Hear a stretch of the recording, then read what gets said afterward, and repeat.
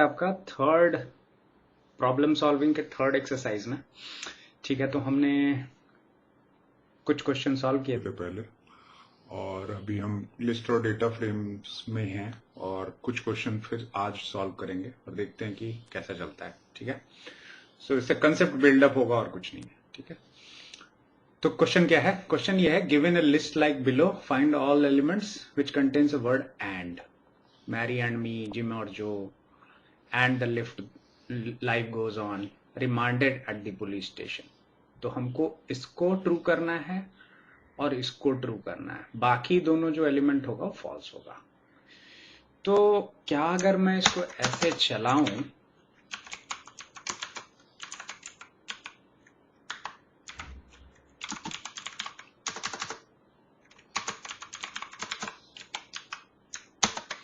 ठीक है, so sorry, grep नहीं, जीसप नहीं, ग्रेप आइडेंटिफिकेशन करना है, राइट?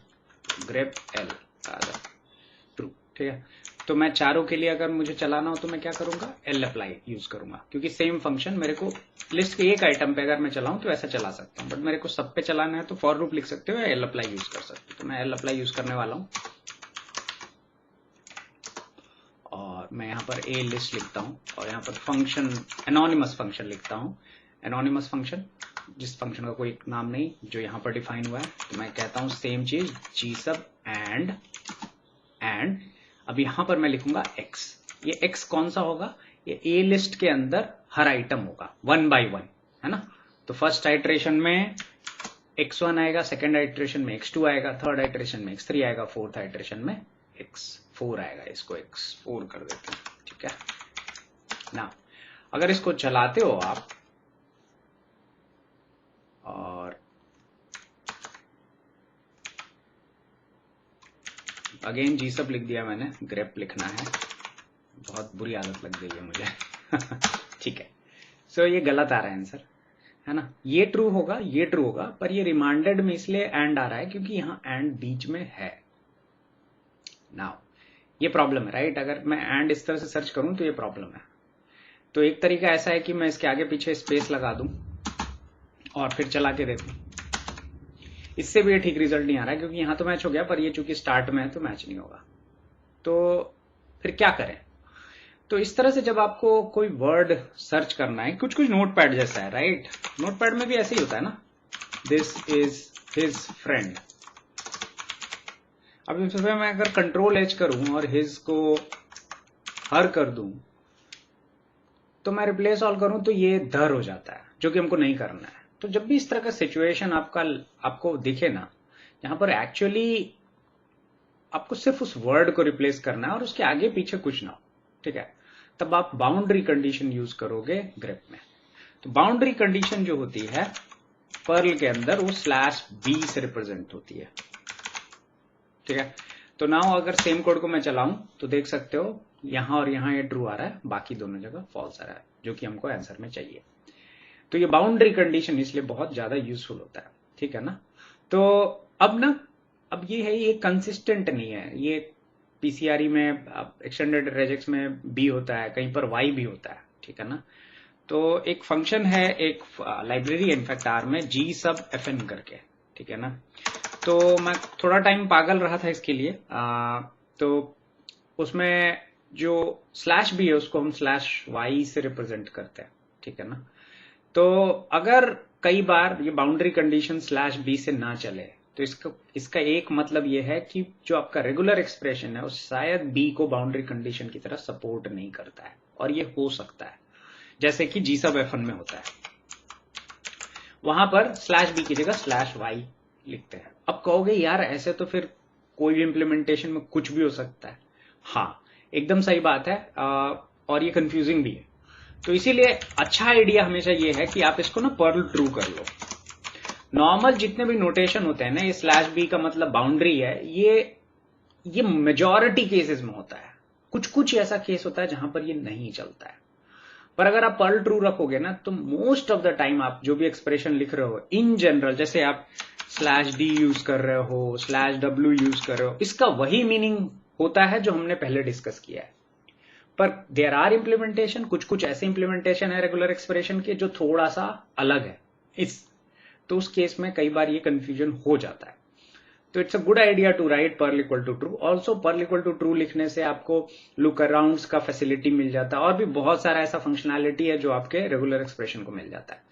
तो हमेशा ध्यान रखना कि जरूरी नहीं है कि ये जो नोटेशन है ये हमेशा हर जगह हर रेगुलर एक्सप्रेशन में चलेंगे, मोस्ट ऑफ द टाइम ये चलेंगे, बट कुछ कुछ इंप्लीमेंटेशन ऐसे हैं जो पीसीआरई बेस्ड नहीं है, जिसका रिजेक्स इंजन कुछ और है, ठीक है ना।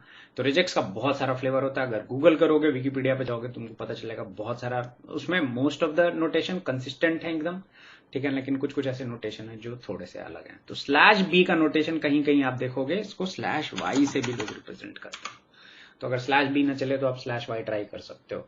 यहां पर ये नहीं चलेगा शायद, जितना मुझे पता है, लेट मी ट्राई इट, नहीं चलता है, राइट। लेकिन आप GSUB-FN के अंदर, GSUB-FN जो लाइब्रेरी है उसके अंदर स्लैश बी आप यूज करोगे तो नहीं चलेगा, उसकी जगह आपको स्लैश वाई यूज करना पड़ेगा क्योंकि वो राइट है, ठीक है ना। तो ये चीज ध्यान रखना, उसका रिजेक्स इंप्लीमेंटेशन थोड़ा अलग तरह का, वो अलग इंजन यूज करता है। तो रेगुलर एक्सप्रेशन सुनने पढ़ने में आसान लगता है, बट इसका इंप्लीमेंटेशन के ऊपर आप जब जाओगे तो चीजें थोड़ी सी कॉम्प्लिकेटेड और ट्रिकी हो जाएंगी। तो इसलिए क्वेश्चन बताया, पर मोस्ट ऑफ द टाइम आपका स्लैश बी से काम चल जाएगा। तो मोरल ऑफ द स्टोरी, इस क्वेश्चन का आंसर क्या है कि जब आपको बाउंड्री कंडीशन मेजर करनी हो तो आप हमेशा स्लैश बी यूज करोगे, बट कहीं कहीं ये नहीं भी चलता है। जब नहीं चलता है तो आपको उसके रिजेक्स इंजन का डॉक्यूमेंटेशन खोल के देखना पड़ेगा कि क्या वो पीसीआरई बेस्ड है। अगर वो पीसीआरई बेस्ड है तो 100% चलेगा, उस केस में आपको पर्ल इक्वल टू ट्रू करना पड़ेगा। नहीं तो अगर कोई और रिजेक्स इंजन है जो पीसीआरई बेस्ड नहीं है तो हो सकता है कोई और नोटेशन वो लोग यूज कर रहे हो, आपको उसको सर्च करके आपको उसको देखना पड़ेगा, ठीक है ना। ओके सो नेक्स्ट इज ये वाला question, use empty cars data, find quantile values of MPG column for 10% to 90%. If you are able to determine this, then create a column of MPG bins such that 4 bins. The first bin contains all the value between 0 to 25, second is 25 to 50, third between 50 to 75, and last is 75. इसको solve करने का बहुत सारे तरीका है, but जो easiest है वो ये है कि आप क्वांटाइल फंक्शन यूज करो। ये कह भी रहा है क्वांटाइल वैल्यू निकालना है, किसका निकालना है, एमपीजी कॉलम का। तो कैसे करोगे, एम्प्टी कार्स एमपीजी, और कह रहा है कि क्वांटाइल वैल्यू कहां से कहां तक, 10 से लेकर 90 तक। तो इसमें एक ऑप्शन होता है जहां पर आप ऐसा कुछ लिख सकते हो, ठीक है ना।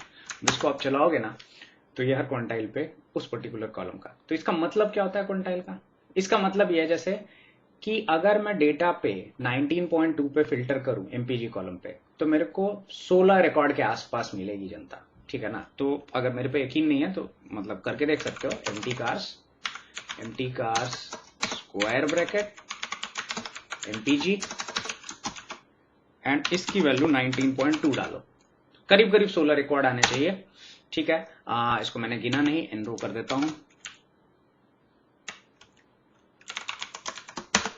17, मतलब करीब करीब ऑलमोस्ट।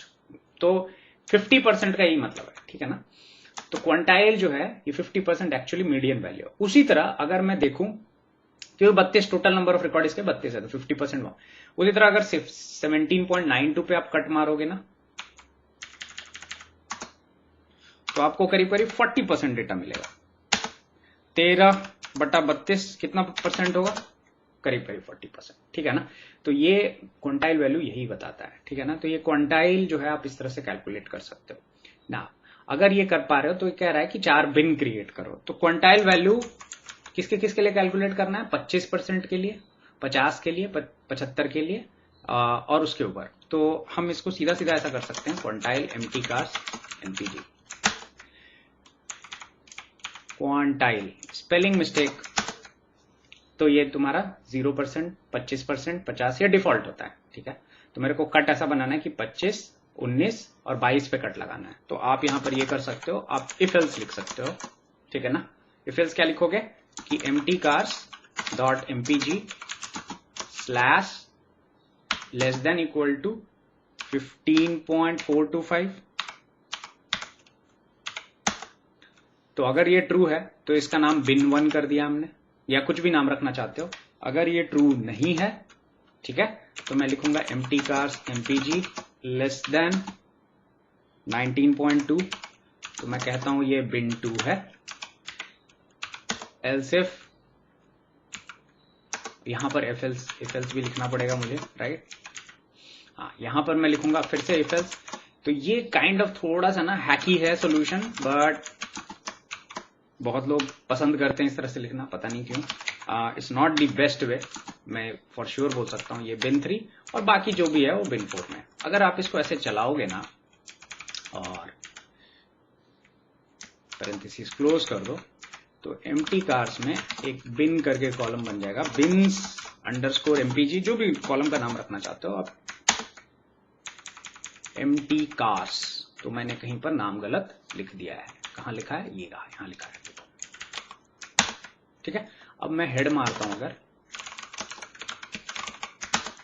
तो मेरे को लास्ट कॉलम मिल गया। अब इस पर टेबल मारोगे तो करीब करीब 25% आपको वो दिख जाएगा, बिन्स कार्स। तो करीब करीब देखो सब में बराबर नंबर ऑफ रिकॉर्ड है, ठीक है ना। और इसका परसेंटेज अगर देखना है तो prop डॉट टेबल, ठीक है ना। तो आई होप ये पॉइंट क्लियर हो गया हो कि बिन्स कैसे बनाते हैं। तो ये एक तरीका है, ठीक है ना। मैं एक बेटर वेज का बताऊंगा लेटर, पर इसको सॉल्व करने का जो सबसे अच्छा तरीका है मेरे हिसाब से, या तो डेटा डॉट टेबल का आप एफ केस यूज कर लो, या डीप्लायर का केस वन यूज करो। ये इफ एल्स जो है ये लंबा नहीं चलेगा। 4 बिन के लिए तो इट्स फाइन है, बट अगर 34 बिन बनाना हो या ज्यादा नंबर ऑफ बिन बनाने हो, बहुत जल्दी बहुत तेजी से आप कंफ्यूज होने लगोगे कि आपने इफ एल्स लिखा क्या है, ठीक है ना। सो अगर फॉर्मेट करना है कोड को तो सेलेक्ट करके कंट्रोल शिफ्ट ए मारोगे तो कोड रिफॉर्मेट हो जाता है, बट ये कंफ्यूजिंग है। It's not healthy to write this. आप अपना ही कोड को अनरीडेबल बना रहे हो, तो ये कभी भी if else nested if else इस तरह से मत लिखना। तो यहां पर जो वैल्यू ट्रू है उसके लिए bin 1, अगर फॉल्स है तो फिर से इफ एल्स, फिर अगर फॉल्स है तो इफ एल्स, और लास्ट में जो डिफॉल्ट कंडीशन है वैसे डाल दिया। It's better to use either of these functions. ये फंक्शन हम लेटर क्लास में डिस्कस करेंगे, पर इसको यूज कर सकते हो। एक और तरीका इसी प्रॉब्लम को सॉल्व करने का, वो तरीका ये है कट फंक्शन यूज करना।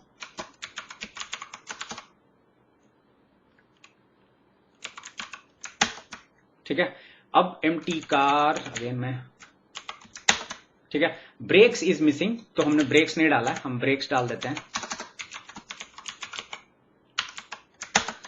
ठीक है, तो अगर इस पर टेबल मारोगे आप तो ये थोड़ा अलग रिजल्ट देता है, बट ये एक तरह का ना बिन बना के देता है, ठीक है ना। और इसका एक तरीका है ये ब्रेक कैसे क्रिएट करता है एंड ऑल, बट आप कट फंक्शन को यूज कर सकते हो। ये फंक्शन कहां काम नहीं करता, ये फंक्शन वहां काम नहीं करता जहां पर मिसिंग वैल्यूज होती हैं, तो ये बढ़िया काम नहीं करता।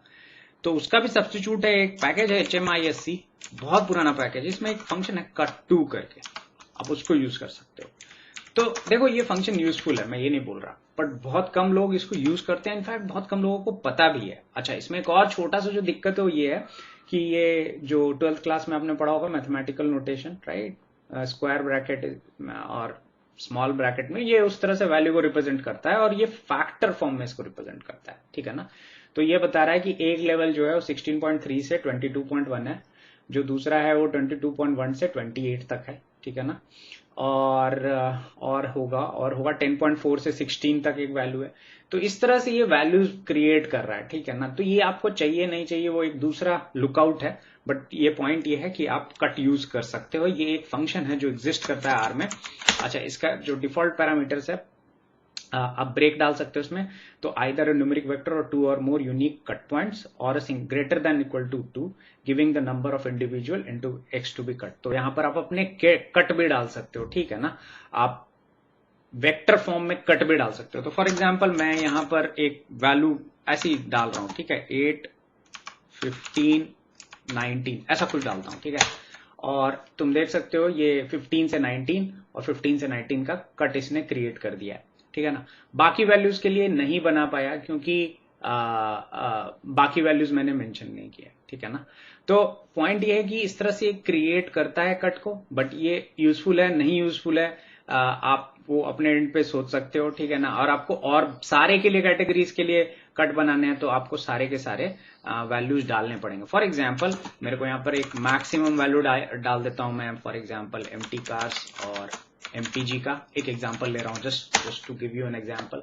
तो मैक्सिमम वैल्यू तक का कट आ गया, तो ये पूरे के पूरे 32 रिकॉर्ड हो गए। क्योंकि मैंने पहले 19 तक ही डाला था तो ये 19 तक ही जाएगा। अच्छा, यहां पर उसी तरफ आप मिनिमम डाल सकते हो, है ना? ठीक है, तो अब क्या होगा, मिनिमम से लेके 15 तक, 15 से लेके 19 तक, 19 से लेके मैक्सिमम तक। तो इस तरह से अब कट फंक्शन काम करता है, ठीक है ना। मैंने यहाँ पर फर्स्ट टाइम जो डाला था वो एक डिफॉल्ट वैल्यू डाल दी थी, ऐसे ही रैंडमली कोई वैल्यू डाल दी थी। रैंडम वैल्यू डालोगे तो कुछ भी रैंडम कट निकल के आएगा। बट आपको लगता है कि हाँ, आप इसकी जगह आप क्वांटाइल डालना चाहते हो, जैसे मैंने पहले किया था। तो फॉर एग्जाम्पल मैंने क्या क्या वैल्यू लिया था, 15, 19 और 22। तो आप यहाँ पर ये काम भी कर सकते हो। इसको हटा दिया मैंने, 15, 19, 22 और INF कर दो, ठीक है ना, इन्फिनिटी। ठीक है, सो यहां पर अगेन आई थिंक ये तो ठीक है, लास्ट वाला ठीक है, ये भी ठीक है। एक वैल्यू और आपको चाहिए, यहां पर आप -इन्फिनिटी डाल दो, सो आपको सारे कट मिल गए, ठीक है ना। तो कई बार लोग इस तरह से भी यूज करते हैं इसको, ठीक है ना। तो डिपेंड करता है आप किस तरह से कट को क्रिएट करना चाहते हो। देयर आर मल्टीपल वेज और बहुत सारे ट्रिक हैं इसके। तो इस पे ना मतलब मैंने जब इस फंक्शन को पढ़ा था तो इसको लिखने का ना मतलब हर यूजर का एक अलग वे है।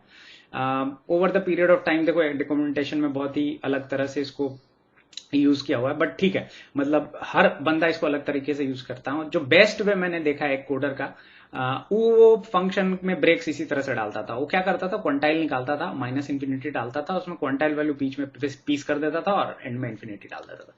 उसके बाद ये फैक्टर में बनता है, राइट। तो वो क्या करता था, इसको फिर ये फैक्टर के जाके लेवल को चेंज कर देता था। तो ये थोड़ा लेवल जो है रीडेबल ज्यादा हो जाता था। बट ये लेवल भी यूज करोगे तो इससे कभी दिक्कत नहीं होगी, कोई प्रॉब्लम नहीं है, जस्ट देखने में थोड़ा सा वियर्ड लगता है, ठीक है ना। बस यही अंतर है, बाकी कुछ नहीं है। और इसको आप बिल्कुल भी डेटा में डाल सकते हो एकदम आराम से, बिना किसी बिन्स अंडरस्कोर कट ऐसा करके आप असाइन कर सकते हो एंड यू आर डन। तो देखो ये वाला रिकॉर्ड आपका आ गया। तो मेरे हिसाब से बहुत एक्सप्रेसिव है अपने आप में, मेरे हिसाब से इसमें कोई दिक्कत नहीं है। आपको यूज करना है तो आप यूज कर सकते हो। तो पर्पस ये था कि आपको अगर बिन क्रिएट करना हो तो there is a much better way rather than using if else. अगर आपको इफ एल्स लिखना ही है इस तरह से हार्ड कोड हाथ से करना है तो उसके लिए केस वेन या एफ केस बना हुआ है। ये इफ एल्स आप बहुत लंबा लिख नहीं सकते हो, that's just a bad way. Okay, अगला क्वेश्चन, डेटा फ्रेम क्या है ये। इसमें use df7 to create column first name and last name using. Okay, तो ये एक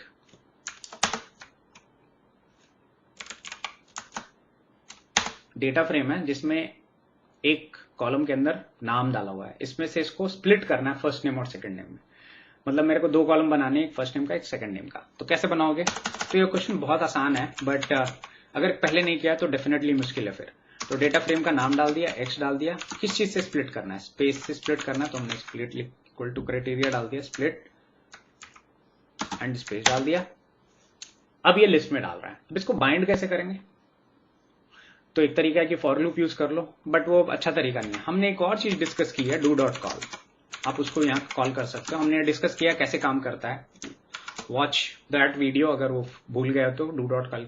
तो यहाँ डू डॉट कॉल में हम आर बाइंड यूज करेंगे और str split and we are done, ठीक है ना। अब ये बाय डिफॉल्ट जो है एक मैट्रिक्स देता है, तो इसको डेटा फ्रेम में कन्वर्ट करने के लिए, ठीक है। और इसका नाम जो है सेट नेम्स यूज कर सकते हो या नेम्स, अगर इसको सेव कर लो कहीं पर dfs लेट्स से न्यू ऐसा कुछ कर लेते हो एंड इसका नाम चेंज करना चाहते हो dfs न्यू, तो सी फर्स्ट एंड लास्ट। अब dfs न्यू को आप प्रिंट करोगे तो आपका हेडर x1 x2 नहीं दिखेगा, फर्स्ट एंड लास्ट दिखेगा। इसको ओरिजिनल डेटा फ्रेम में अगर बाइंड करना है तो कॉलम बाइंड कर सकते हो, see bind with original data set. क्योंकि हमने कोई सॉर्ट आउट नहीं किया तो हम बाइंड कर सकते हैं बिल्कुल बिना किसी दिक्कत एंड वी आर डन, ठीक है ना। तो इस तरह से आप कर सकते हो इसको करने का बहुत एक सिंपल तरीका भी है। tidyr पैकेज के अंदर एक फंक्शन है सेपरेट, आप इसको यूज कर सकते हो, 10 सेकंड में आंसर आ जाएगा। फॉर एग्जाम्पल मैं आपको जस्ट बता दे रहा हूं कि कैसे इसको करना है, ठीक है। तो dfs कॉलम का नाम क्या है, x इंटू क्या नाम रखेंगे, फर्स्ट एंड लास्ट। सबसे अच्छी बात यही है कि ये वन स्टेप सॉल्यूशन है और सेपरेटर इक्वल टू स्पेस। इसमें एक ही चीज दिक्कत है कि ये रिमूव कर देगा ओरिजिनल कॉलम को, तो मैं रिमूव नहीं ऐसा करना चाहता हूं, तो रिमूव इक्वल टू फॉल्स कर देता हूं ताकि ओरिजिनल कॉलम भी पड़ा रहे। तो ये देख सकते हो आप, सेम आंसर, ठीक है। अगर ये रिमूव ट्रू कर दोगे तो ये ओरिजिनल कॉलम उड़ा देगा बाय डिफॉल्ट सेपरेट, ठीक है ना। तो फर्स्ट एंड लास्ट ही बचेगा। तो चॉइस इज योर्स, आपको बेस आर से करना है, सेपरेट यूज करना है, कैसे भी करना है, but this is a very good question. I mean आता रहता है लोगों के दिमाग में। तो ओके, अगला question, use empty cast data, find all the column which has a value of 0 1 in the column. ये आखिरी क्वेश्चन होगा आज के एक्सरसाइज का। उसके बाद बाकी का जो बचा हुआ है नेक्स्ट एक्सरसाइज में लेंगे, ठीक है ना, और वो आखिरी होगा, ठीक है। सो ये इसमें 0 और 1 कॉलम पता करना है। तो मेरे को अगर पता करना है किसी भी डेटा में कि कोई भी कॉलम 0 और 1 है तो मैं क्या करूंगा, ठीक है ना। सो उसके लिए मैं यूनिक यूज कर सकता हूं, और यूनिक में किसी भी कॉलम में, जैसे मान लो VS कॉलम में मुझे पता है कि 0 और 1 है, तो मैं ये कह सकता हूं कि अगर इसमें 0 और 1 है, ठीक है ना, तो मैं ऐसा कह सकता हूं कि C01 इन, ये कर सकता हूं मैं, या मैं ये भी लिख सकता हूं सेट डिफ न्यूमेरिक 0, और ये परफेक्ट सॉल्यूशन है। क्यों? क्योंकि ये बताता है कि इन दोनों में कोई अंतर नहीं है, जो यहां एलिमेंट है क्या वो इधर है, ठीक है ना। तो अगर उसका आंसर है कि हाँ ये सारे एलिमेंट प्रेजेंट हैं, तो सेट डिफ रिजल्ट जो होगा नथिंग में होगा। इसका ये भी मतलब है कि इसका लेंथ जो होगा वो 0 होगा। तो अगर मैं कहता हूं कि इफ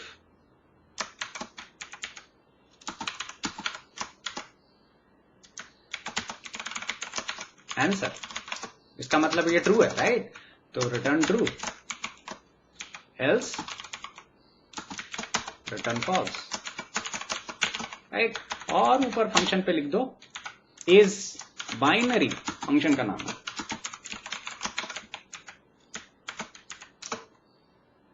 insert, है ना, एंड वी आर डन। अब यहां एम्प्टी कार्स VS की जगह आप चुपचाप X लगा दो, और इसको उसी कॉलम पे रन करके देखते हैं। Is binary empty cars VS true. अब दूसरे किसी कॉलम पे लगाते हैं जिसपे नहीं है ऐसा, MPG पे फॉर एग्जांपल, फॉल्स, ठीक है। अब इसमें एक प्रॉब्लम है। प्रॉब्लम यह है कि जब आप सेट, मान लो किसी डेटा में 0 1 के अलावा, फॉर एग्जांपल एक वेक्टर में लेता हूं, ठीक है। सो ये अभी भी ट्रू आ रहा है, ये तो गलत हो गया है ना, क्योंकि ऐसा इसलिए हो रहा है क्योंकि ये 0 1 यहां प्रेजेंट है, ठीक है ना, और A माइनस B हो रहा है। तो ये चूंकि प्रेजेंट है और यहां पर भी ये वो प्रेजेंट होगा, तो उसका सेट डिफ जो होगा लेंथ 0 आएगा, इसलिए ये ट्रू आ रहा है। तो ये सही नहीं है, राइट। तो इसका क्या मतलब है, अगर मैं इसको उल्टा कर दूं, ठीक है ना, now this makes more sense. अब इसको चलाते हैं, अब ये फॉल्स होगा। तो आई होप ये पॉइंट क्लियर हो गया होगा कि set diff A, B is not equal to set diff B, A। ये बराबर नहीं होते, क्योंकि सेट थ्योरी अगर आपने पढ़ी है तो जो ये क्या कह रहा है, ये कह रहा है कि एलिमेंट A के अंदर और एलिमेंट B के अंदर क्या डिफरेंस है, it is A minus B, जबकि पहले जो मैंने लिखा था वो B माइनस A था। तो ये चीज ध्यान रखना। अब ये फंक्शन ठीक है, ठीक है। अब इस पे आप चाहे मन जैसे इसको यूज कर सकते हो, ये आपको सही रिजल्ट देगा। अब मेरे को सारे कॉलम पे चलाना है, तो मैं क्या यूज करूंगा, मैं VApply यूज कर सकता हूं, मैं कुछ और भी यूज कर सकता हूं। तो अपन हम VApply यूज करेंगे। कहां यूज करेंगे, एम्प्टी कार्स डेटा पे। फंक्शन ऑलरेडी इज बाइनरी लिखा हुआ है, और हमको इसका आउटकम कैसे चाहिए, हमको इसका आउटकम लॉजिकल चाहिए, right, true false, correct.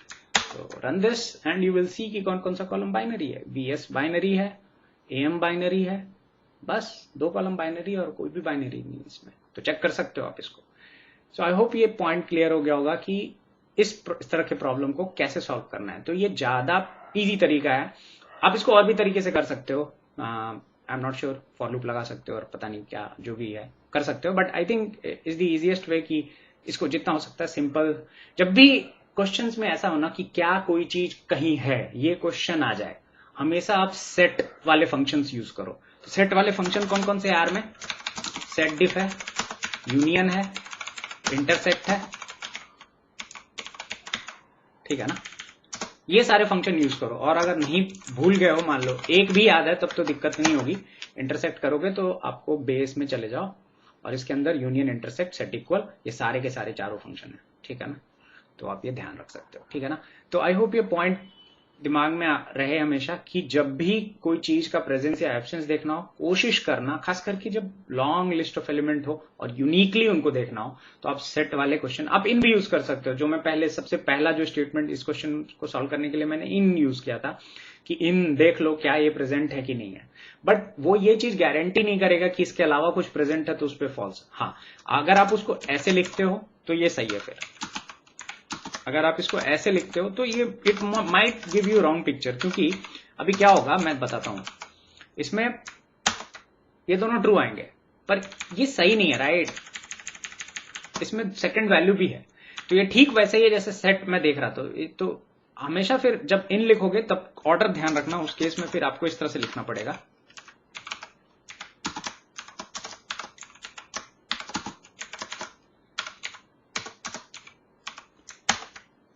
Now यहां पर एक भी इनमें से फॉल्स हो गया तो गड़बड़ हो जाएगा, तो इस पे फिर एक ऑल लगाना पड़ेगा आपको। क्या ऑल ट्रू है? तो नहीं, ऑल ट्रू नहीं। तो ये भी एक सोल्यूशन है जो आप यूज कर सकते हो, ठीक है ना। तो यहां पर C01 तो रहेगा ही, यहां पर इसकी जगह, ये सब कुछ की जगह आपका अपना एम्प्टी कार्स का कोई कॉलम होगा। तो for example empty cars dollar let's say क्या नाम था, VS, ठीक है, और इसका यूनिक हमेशा,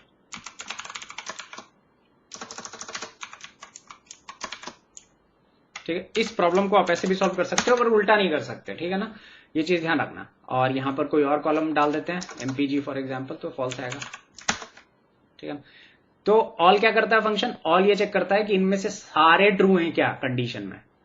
अगर इनमें से पार्शियली कुछ ट्रू है, कुछ फॉल्स है, तो फॉल्स आएगा, ठीक है ना। जब तक कि सारे ट्रू नहीं होंगे तब तक ऑल ट्रू नहीं होगा। तो ये भी एक तरीका है, इसको इस पूरे फंक्शन की जगह रिप्लेस कर दो, ये भी एक अच्छा तरीका है प्रॉब्लम को सॉल्व करने का। सेम प्रॉब्लम को, इस बाइनरी को तुम ऐसे भी सॉल्व कर सकते हो,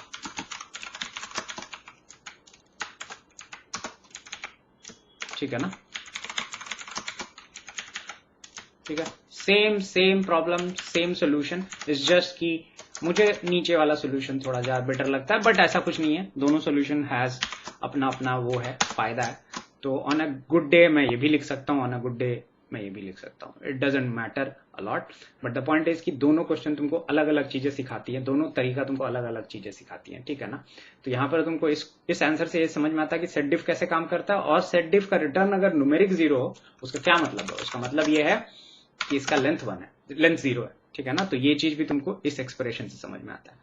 तो आप दोनों में से कोई भी तरीका यूज करके उसको यूज कर सकते हो, देख सकते हो, अप्लाई कर सकते हो, ठीक है ना। कुछ बग मिले तो बताना मेरे को, बट मेरे हिसाब से ये सोल्यूशन हर जगह चलना चाहिए, ठीक है ना। आप कोई दूसरा एलिमेंट चेक कर सकते हो। फॉर एग्जाम्पल मैं इसी फंक्शन को, इस बाइनरी को, लेट्स से मैं 0 1 2 8 7 के लिए चलाता हूँ, ये फॉल्स है, करेक्ट। इसमें मैं नेगेटिव नंबर डाल के देखता हूँ, ठीक है, ये भी ठीक है। इसका ऑर्डर बदल के देखता हूँ, ठीक है, ये भी फॉल्स है, करेक्ट। अब ये चला के देखता हूँ, ये ट्रू है, सही है, क्योंकि दो ही वैल्यू है, 0 और 1, ठीक है ना। हालांकि इसमें 3 वैल्यू है बट यूनिकली दो ही, 0 और 1 ही है, राइट, उसके अलावा कोई वैल्यू नहीं हो, तो इसलिए ट्रू आ रहा है, ठीक है। और मैं कोई और, जैसे ही कोई और वैल्यू डालूंगा तो ये फॉल्स हो जाएगा। तो आइडियली ये फंक्शन सही काम कर रहा है मेरे हिसाब से, ठीक है ना। कुछ डाउट हो तो पूछ सकते हो, कमेंट में डाल सकते हो, ठीक है। तो आई होप ये क्वेश्चन समझ में आ रहे होंगे, यूजफुल भी लग रहे होंगे, और इसको तरीके से सॉल्व करना, फंक्शन लिखना, ये सब अल्टीमेट ऑब्जेक्टिव है ना। यहां पर मैंने फंक्शन कोई नहीं लिखा, यहां पर भी मैंने कोई फंक्शन नहीं लिखा, आप लिख सकते हो डेफिनेटली अपने एंड पे, और मेरे हिसाब से आपको लिखना चाहिए। तो कुछ चीजें आप खुद करो, ज्यादा अपना आपका मसल मेमोरी मजबूत होगा, माइंड शार्प होगा, बहुत सारी चीजें और भी होगी जो आपको पता नहीं चल रहा है, ठीक है ना। तो ये करते रहो, ट्राई करते रहो, और अगले बार फिर मिलेंगे आखिरी का जो 4 क्वेश्चन है उसके साथ। तब तक के लिए अलविदा, बाय बाय, जय हिंद, जय भारत, बाय।